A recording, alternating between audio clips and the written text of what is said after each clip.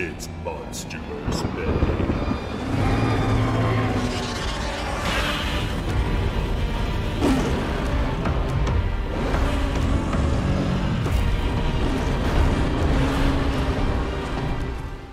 The gloves are off. In 2014, Gareth Edwards' Godzilla released to the world and kickstarted the MonsterVerse. Half a decade later, director Michael Dougherty released Godzilla King of the Monsters, a film which sought to be the Aliens to Edwards' Alien. No longer needing to take the Jaws approach of less is more, Dougherty did everything in his power to deliver the movie fans had been begging for from American producers for decades. Godzilla King of the Monsters took countless notes from critics of the 2014 film and used them to create the ultimate love letter to Godzilla fans. A film that isn't afraid to show the monsters, one that places the viewer directly in the action rather than teasing out fight sequences, and one that unites Godzilla with his most famous co-stars, Rodan, Mothra, and King Ghidorah. The story begins during the events of G-Day, where we learn that the Russells, a Monarch family, were caught in San Francisco during Godzilla's battle with the Mutos. This results in their son Andrew falling victim to Godzilla's devastating actions. The family splits in the aftermath, with Emma taking her daughter Madison to China, where in 2019 she finishes a Titan communication device called the Orca. Emma uses the Orca to calm Mothra during her birth, only for an eco-terrorist group under the lead of Alan Jonah to burst in, seemingly kidnapping Emma and Madison and taking the Orca. Monarch learns about this during a Senate hearing that sees the UN about to seize control of Monarch so the Titans can be exterminated. Doctors Serizawa and Graham recruit Mark back to Monarch for help tracking the Orca after he left in the fallout of G-Day. Mark learns that Monarch's had a massive expansion over the last 5 years, with new facilities all over the globe monitoring 17 Titans and counting. Jonah's group storms Outpost 32 in Antarctica, capturing the base, which contains a frozen rival alpha to Godzilla called Monster Zero. At Monarch's new flagship undersea outpost called Castle Bravo, Godzilla appears to warn Monarch that danger is coming. Monarch and their in-house military unit G-Team mobilize following Godzilla's lead in the Argo Jet, a flying air fortress. During a confrontation between G-Team and Jonah's army, Emma unleashes Ghidorah using the Orca to awaken him. The three-headed dragon terrorizes the Monarch crew until Godzilla appears to save the day. During their battle, Dr. Graham is killed and Ghidorah gains the upper hand on Godzilla, only retreating once the Argo Jet appears and overwhelms him. In the aftermath, Emma calls Monarch and reveals that she believes the Titans are crucial to the survival of the planet. She plans to awaken them so that they can reclaim their world from humanity, reversing decades of nuclear contamination, pollution, and global warming. The Titans have a healing effect on their environment, and if the military is allowed to exterminate them, the planet would perish, and so would we. Against the protests of Madison, Emma continues her plan and unleashes Rodan from a volcano on Isla de Mara. The Argo Jet gets Rodan's attention and lures him to Ghidorah, who's closing in quickly. This kicks off what might be the best sequence in the entire MonsterVerse, as Rodan causes massive devastation to the city below before engaging in a dogfight against the Air Force and then taking on King Ghidorah mid-air. Rodan loses the battle, and right as Ghidorah closes in on the Argo, Godzilla appears. Godzilla begins decapitating Ghidorah, but just before his victory, the military detonates the Oxygen Destroyer on both Titans, seemingly killing Godzilla and allowing Ghidorah to claim his throne atop Rodan's volcano as the false king.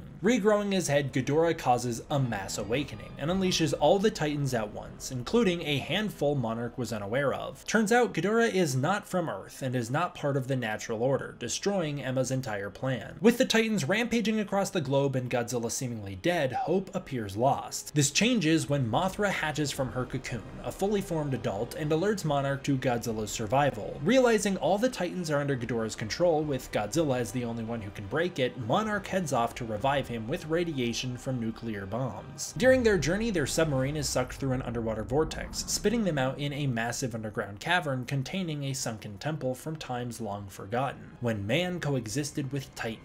As Monarch searches for Godzilla, G-Team battles Ghidorah and Rodan in Washington, D.C., which has been reduced to an apocalyptic wasteland. Emma tries to persuade Jonah that they need to stop Ghidorah, but he wants to let nature take its course without their intervention. Madison then steals the Orca and takes it to Fenway Park, where she broadcasts a signal which pacifies the Titans and draws them to Boston. With the submarine damaged, the existence of Hollow Earth proven, and the discovery of Godzilla weakened in his temple, Serizawa must sacrifice himself to supercharge Godzilla Godzilla with the energy from one of their bombs. The plan works, and Godzilla surfaces, blasting his atomic breath in the air in the most triumphant moment in the entire MonsterVerse. Monarch and the military join the fight with Godzilla against Ghidorah. Mark tracks the Orca to Fenway as Emma leaves Jonah's group in search of Madison.